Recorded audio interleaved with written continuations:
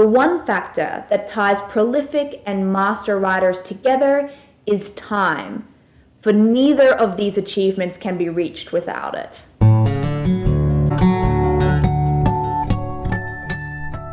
Hi everyone, welcome back to my channel. My name is Tara East. I'm a writer, blogger, YouTuber, and the author of the mystery novel Every Time He Dies. And in today's video, I'm going to be unpacking what's better, to be a prolific writer or a master of the craft. I found myself sort of thinking about this question a lot after watching a particular episode of The Crown, which my partner and I have been devouring over the course of the New Year break. This question came about after one memorable scene where Winston Churchill is sitting and posing for a portrait that's being painted by the artist Graham Sutherland. Churchill asks Sutherland's wife, Kathleen Berry, who is assisting her husband on this particular day, how many paintings Sutherland completed in that year. And she answers, 3 or 4.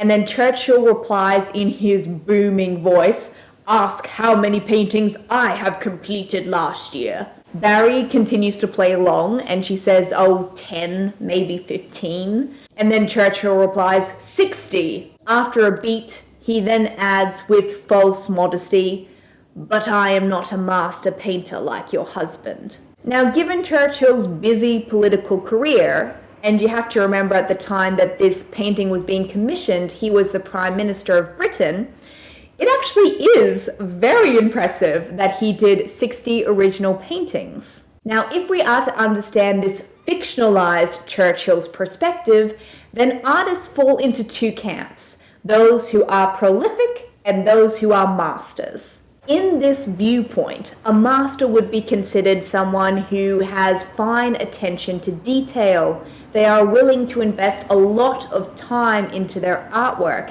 and to invest a lot of energy into a single artwork in order to make it the very best that it can be. In this particular episode of The Crown, for example, we see Graham taking many photos of Churchill because he wants to practice drawing Churchill's eyes and hands before even attempting the painting that he will eventually do live. The temptation to fall into binary opposites here is really high.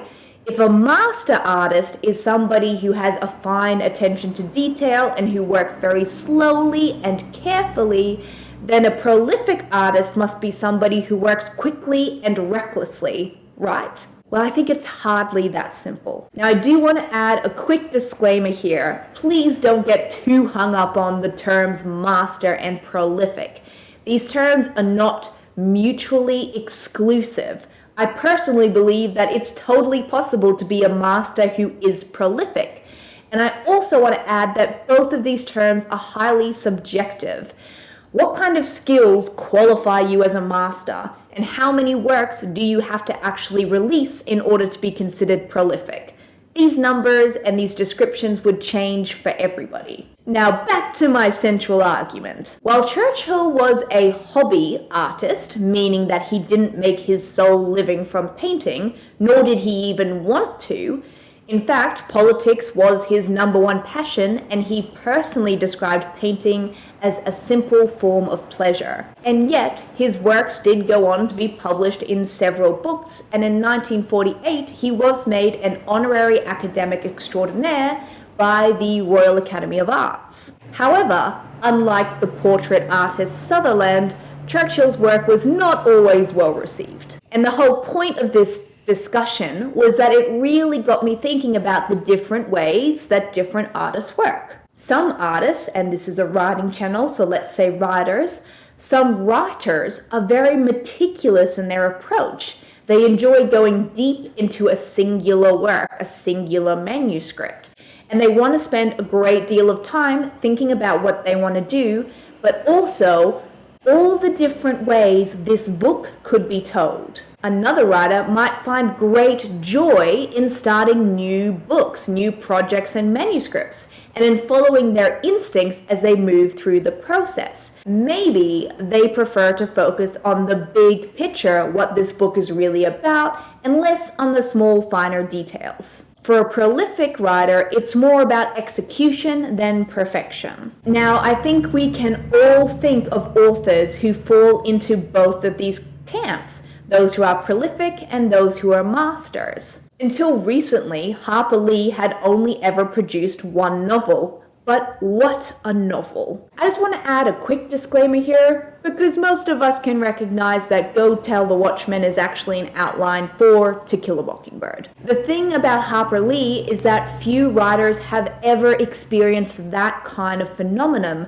The phenomenon of producing a work that is so widely read and loved, a work that has a legacy and capital I importance. Other famous novelists that have only ever written one book include Emily Bronte with Wuthering Heights, Margaret Mitchell with Gone with the Wind, Oscar Wilde with Picture of Dorian Gray. Though admittedly, while Wilde only produced one novel, he did produce many poems and plays. Now on the other end of the scale, we have prolific writers. So these are writers whose back catalogues can fill entire shelves, or maybe even two. Historians estimate that Charles Hamilton wrote over 1 million words. Now, most of these words were published as short stories, but if you were to break them into novel length, then old Charles published 1,200 books during his lifetime. Romance writer Barbara Cartland wrote 720 novels during her career. Beloved science fiction writer Isaac Asimov published over 500 works. And while Stephen King doesn't have those same outrageous numbers, he is often included in these types of lists because, he's Stephen King. And to date, King has published roughly 83 novels and about 200 short stories. So much of whether you fall into the master camp or the prolific camp comes down to process. And probably 100 other things. If you are the type of writer who likes to work slowly and deeply through each season of writing, research, drafting, revision, and publication, then perhaps you fit more comfortably into the master camp. If you are the type of writer who has 30 novel outlines on your computer, then you'll probably be described as prolific. If you enjoy finding out what the average Victorian era maid ate for breakfast, or what material police uniforms are made of, you're probably a master writer who is very driven by detail. If you find yourself thinking about your novel constantly and stealing snatches of time to write, mostly because you just want to find out what happens next, then maybe you're prolific. I think it's a fun thought experiment to consider which of these two camps you fall into, yet both of these labels are arbitrary and their exterior. They are descriptions that come from outside of the writer, not within. For me personally, I'm neither a master nor am I prolific. I am just a writer. I'm a person who shows up most days to confront the blank page or to edit a full one. I'm someone who is doing their best to communicate ideas clearly and to tell stories that reflect to the reader thoughts, feelings, and experiences that they've had but haven't been able to express, or maybe experiences that they've never had. Each writer's method is unique, not only to themselves, but also to each project. The one factor that ties prolific and master writers together is time, for neither of these achievements can be reached without it. Now, I'd like to hear from you. What do you think about the idea of prolific writers versus masters of the craft? Do you think that such labels are important? Is it something that you yourself are working towards or striving for? Or do you use authors who are described in either of these ways as sources of inspiration? Please leave your comments below because I'd love to hear all about it. Now, if you'd like even more writing advice, you can head to my website, taraeast.com, and dive into the archives. You can, of course, also check out more videos here on my YouTube channel. If you'd like to join my email list, the links are all on my website. And when you do, I'll send you a free gift, plus you'll receive a short weekly email from me with links to that week's blog and video. I hope you have a fantastic week. Read everything, write a lot, because the world actually can do with more books. I'll see you next week.